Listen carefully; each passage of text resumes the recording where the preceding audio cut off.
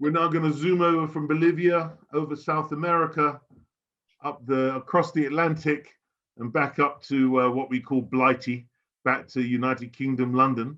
And I'm very happy to welcome Srimati Shamili Didi, who is a very dear and close friend of mine in London. I have to be careful with people I know too well, because I might really embarrass her. But she is a dear friend, beautiful devotee. Comes out on Sankirtan every week. I've read many books with her. She's a great reading partner. What I love about Shamili in particular is she just says it in a very simple, straightforward way. There's no devotional pretense about her at all. She's got no idea what a great devotee she is. She thinks she's much less than she is, but she's actually much more than she thinks she is. And she was actually a very cute little 5-year-old when her mother came to Bhakti Yoga, and she took initiation from Srila Gurudeva in 2010. So I'm very excited to hear her sharing. So I will now be quiet and listen to my beautiful god sister, Srimati Shamili Didi from London. Hari Bol, my dear. Welcome.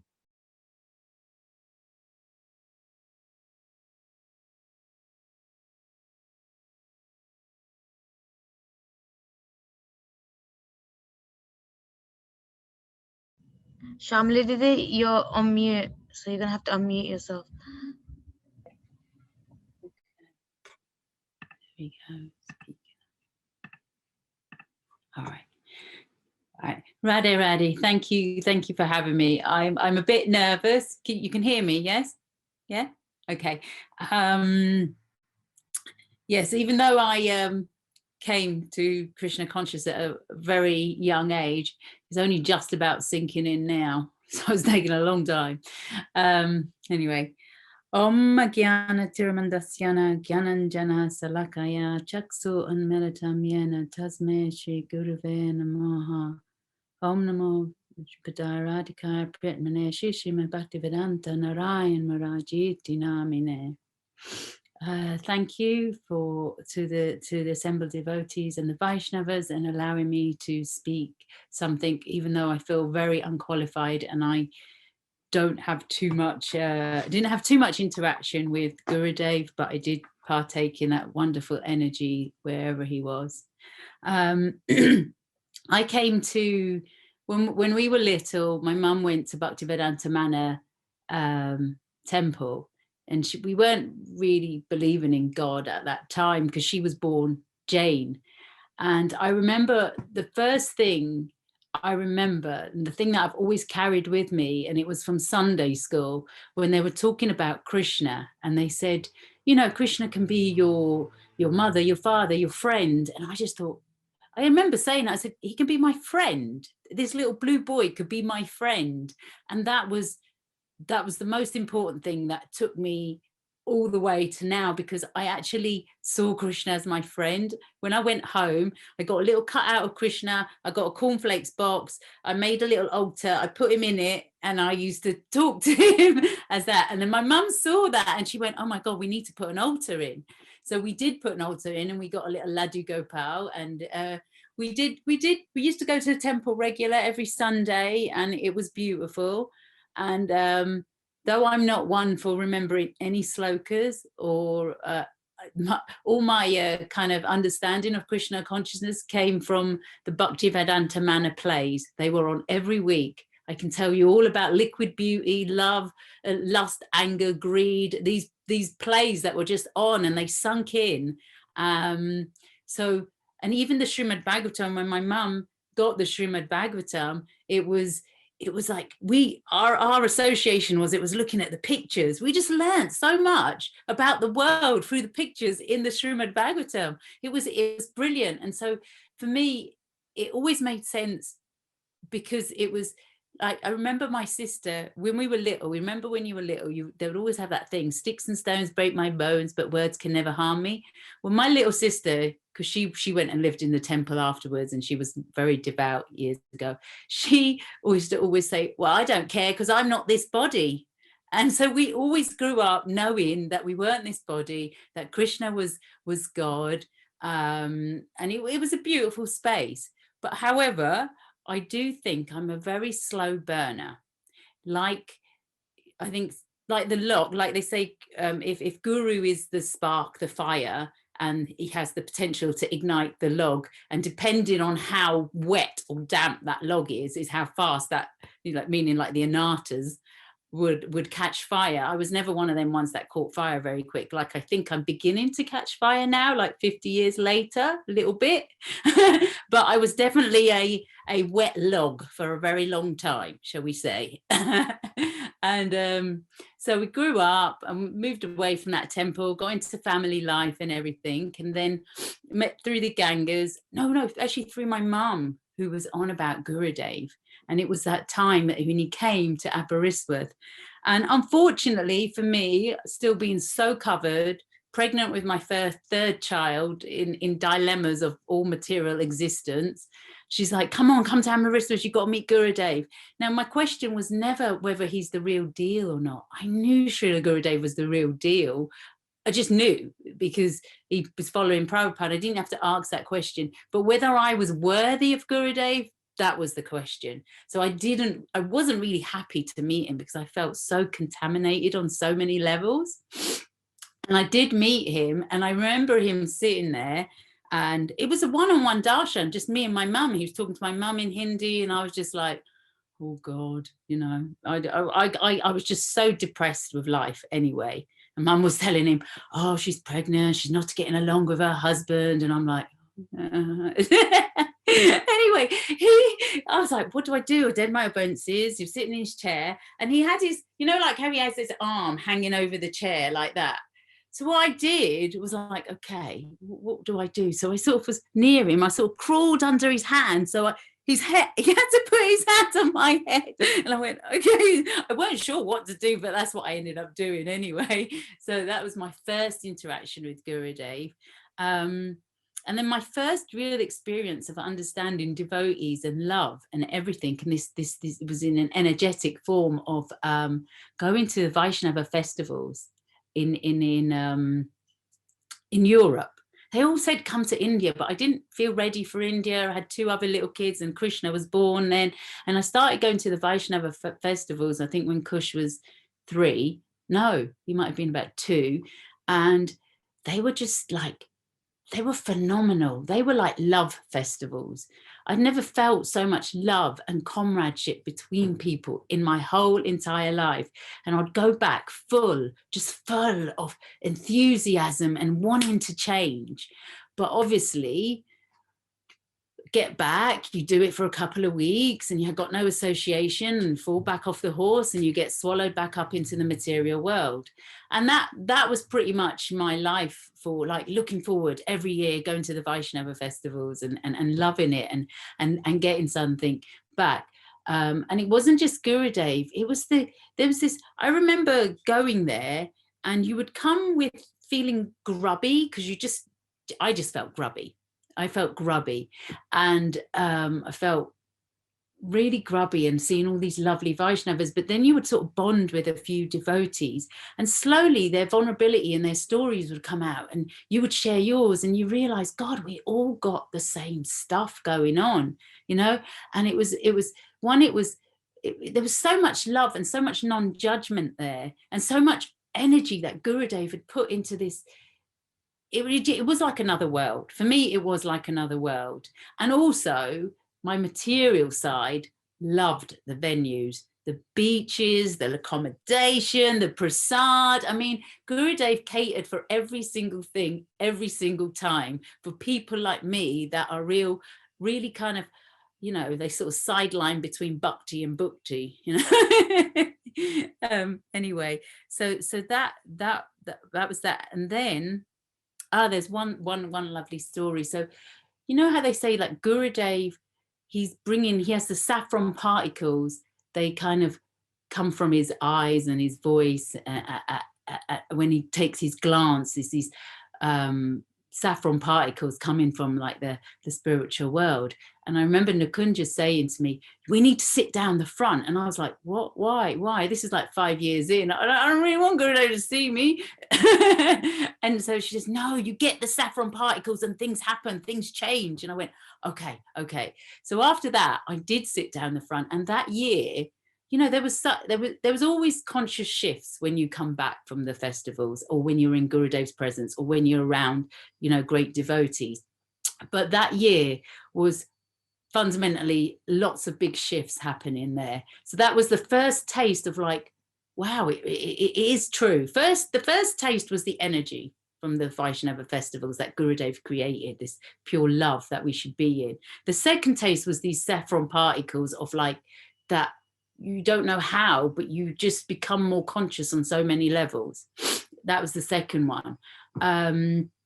So then Gurudev festivals. Yeah, so then I used to sit down the front for the next few years and really want to change and try. And I hadn't taken initiation. And I remember on 2009, I wasn't chanting 16 rounds, maybe between 4 and 8 a day. And I was still dabbling in material. I still am dabbling in material world, but probably more down the crooked path. Then in 2009, I remember wanting, I need to get initiation because, you know, how long's Gurudev going to be here? And I remember seeing Vaishnav Maharaj. He said to me, you can't have initiation till you're doing 16 rounds a day. So it was 6 months before I was going to get to India. And I thought, right, I need to start chanting 16 rounds. So for me, that was a big marker as well, because predominantly I've always done 16 rounds from then. There was a bit of yo-yo here and there, but and that was another energy shift. And especially after I took initiation, I noticed that a big in energy shift in that. A funny story about my son, who's always been literally grew up around the Ganga matters and going to the Vaishnava festivals from when I was pregnant. I met Gurudev, and he would always run around. He'd just go off, and I would always be out there going to be, Krishna, where are you? Krishna, where are you? Every year. And it was a running joke, because people would go, yeah, we're looking for Krishna too. Where's Krishna? As in Krishna. But so he was 8 this year, and it was in Italy, and Gurudev had just done his, before he was about to leave, and the buses were coming. So he'd done his goodbyes and wishing us all well, darshan at 10 o'clock, and then Gush had disappeared again, as he always does. And I'm like, God, we have to get on the buses. Where is he? So there was these bottles of water that they were supposed to have given out to the devotees, but they hadn't. And so him, and I think it was Thomas, this other little boy, they were going around selling it for €1 each, these bottles of waters to the devotees. And then he decided he was going to give this big bottle of water to Gurudev. So I don't know where he's gone, right? Gurudev's left, and we're all going to our buses. And I'm like, where's Krishna gone? We got to get the bus. And he's gone up to Gurudev's little apartment, and he's hanging outside with this bottle of water. And then is Brajanath or Gurudev's Madam Maharaj calls him in. Between Brajanath or Madam Maharaj, they call him in. And Gurudev has said, has he got neck beads? And they go, no. So then Gurudev put the neck beads on him, which was beautiful. And then they said he'd given the bottle of water to Gurudev. And I go, you didn't charge him? He goes, no, Mum, I didn't charge him. And then he goes, well, they said, do you want to wash Gurudev's feet? And he goes, okay. And he forgot this memory, and I'll tell you what happened. So he did. He washed Gurudev's feet with this bottle of water, which I thought was beautiful. And I only found that the other day, because he told me that, but I'd forgotten about that. But what happened is when the Gangamats had got this Gurudev Murti there last month, or the beginning of Kartik, and we'd gone up there and we'd all had profound experiences with Gurudev. Well, Krishna had so many memories come back, and that was one of his memories. So I thought that was a beautiful memory of his, and I thought I just wanted to share it, because I know he won't, because he's super embarrassed about saying anything. So just to bring it home now, after much yo-yoing, I think in this last, and really it has started from Gurudev, from really Gurudev's Murti being at the Ganga mats, that there's been a massive shift in my heart and in my consciousness, and wanting to stop using my weaknesses as a crux to hang on to. And it's all brought about by this lockdown and not having nowhere to run to get to find. There's Zoom, which is beautiful, but I'm very much a people person, and not having like the Ganga matters or the sannyasis coming through to get that spiritual food that I kind of relied on, besides our groups, which are beautiful, but were even more beautiful when they were in person. It's been hard. And the one thing I had to look at was that, Shep, you have to do this. You have to do this. You have to want to change and do this. You can't just keep running to get spiritual food, coming back and then bouncing with your bad behavior here and there. And so that was the first realization, that I have to, obviously I've been changing over the years, but to really embrace it and want to move forward faster and understand the deep self more. So when Gurudev's Murti came, and it was very beautiful, it shifted a lot of things. And this whole thing that Yasoda's on about, grace, is something that I'm witnessing now, because in the last couple of weeks, I've tried not to be the controller, even with my own sadhana.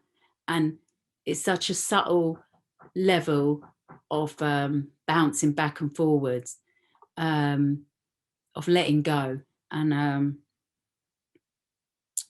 yeah, so this grace and this self-forgiveness and putting that at Gurudev's feet. And what I've been doing the last week has been saying the serenity prayer. You know, God grant me the serenity to accept the things I cannot change, the courage to change the things I can, and the wisdom to know the difference. And I'm finding putting that prayer at Gurudev's feet really helping me.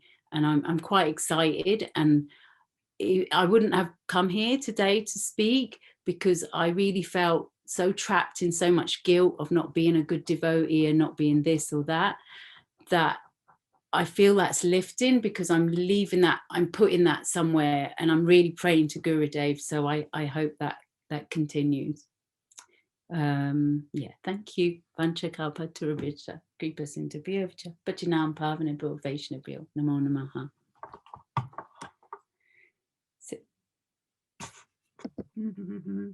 Haribol, Shamili, thank you so much. That was beautiful, absolutely beautiful. And as I said to everybody before you started, you speak in a very straightforward, very honest way, and you always engage people because of that honesty. And what you said about the Murti is so true. The Murti in Skegness is Ganga's Murti. Well, it's the original Murti of Gurudev's Samadhi.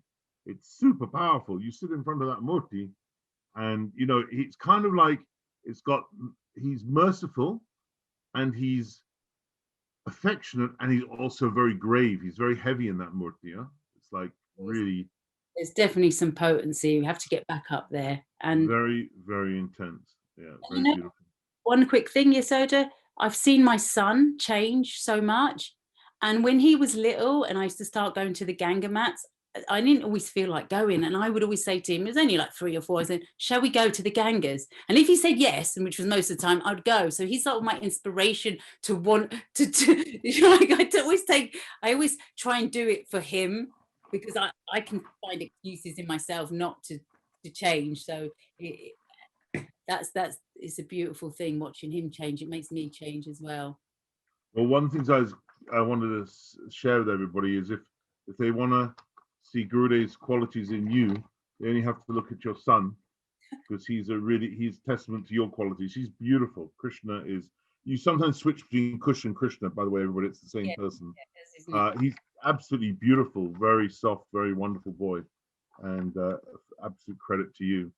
And one thing I just wanted to say about grace, because you mentioned about grace, and you said I'd also mention it, is that just in the same way as the world is moving from fossil fuels to alternative energy, so we as devotees are moving from the basing our lives on the power of will to the power of grace.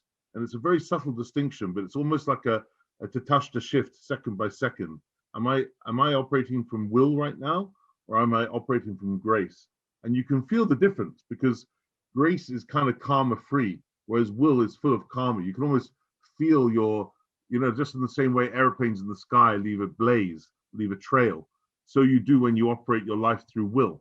So two people can externally be manifesting the same thing, but the person who's coming from grace rather than will, there's no energy puff smoke of the blaze of the airplane left behind. It's kind of seamless. And when you look at Gurudev's life and how he operated, it reminds me of when I was on a walk with him in Malaysia, and I looked at his feet, and I literally felt, I wasn't quite sure if either of his feet were touching the ground. He just glided so effortlessly, totally like a swan.